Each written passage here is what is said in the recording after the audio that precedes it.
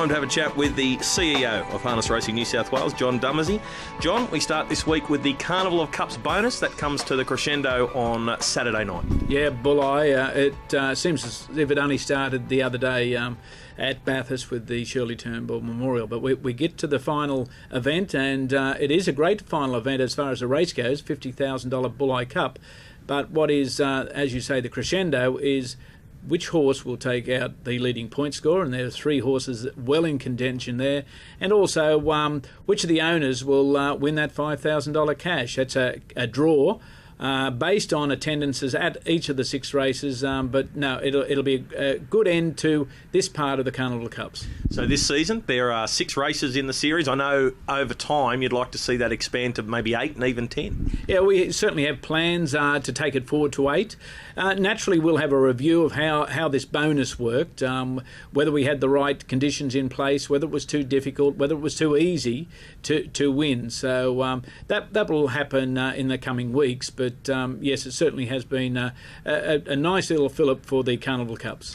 What about Saturday night's race meeting? Obviously the Bulli Cup's one of the feature races. They've also got the Australian Pacing Gold and the Carousel.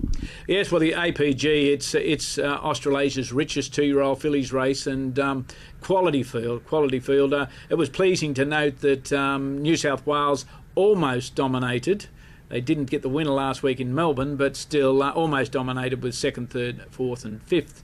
But tomorrow night, New South Wales will again dominate, because we've got the Menangle Park Training Centre of Michael Stanley. He's now New South Wales.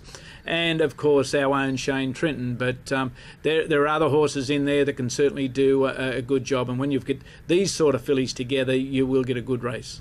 Speaking of the Menangle Training Centre, it must have been very... Harness Racing New South Wales must have been very proud to see 4 of the 8 winners at Menangle on Saturday night come out of that training centre. So horses, there's a lot of success coming from there, and it hasn't taken long for the success to come. No, it hasn't taken long, and it's good to see that the vision of others has come forward. And when I say others, this is a long-term vision, a vision of the club, a vision of Harness Racing New South Wales, and many individuals that we have this establishment. The house full signs up, so we've filled all the stalls that are available. The Aqua Walker facility is coming along very well, and we expect that to be open by mid-year. But it's 4 out of 8 winners last week at Menangle. It's great to have Nathan Jack and Amanda Turnbull. Might as well be Nathan Turnbull.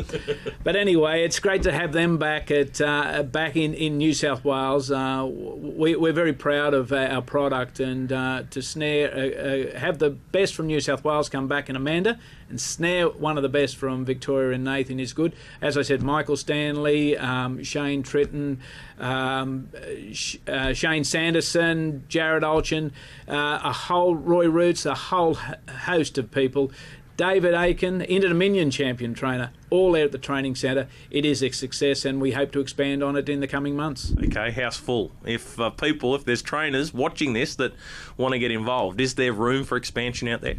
There certainly is room for expansion. Of course, it comes down to finances, and the board are very careful with how they spend the finances of the industry, because it's not all about one place. It's about every venue that we have across New South Wales. We have 34 tracks. We've got training centres as well. We've got to be diligent, and the board is extremely diligent in how they approach the infrastructure. There is going to be a significant rollout of other initiatives along the infrastructure line. I don't exactly say major developments, but making sure that we've got our tracks up to standard, racing standard in particular, and the clubs are only too willing to reach those goals that we set.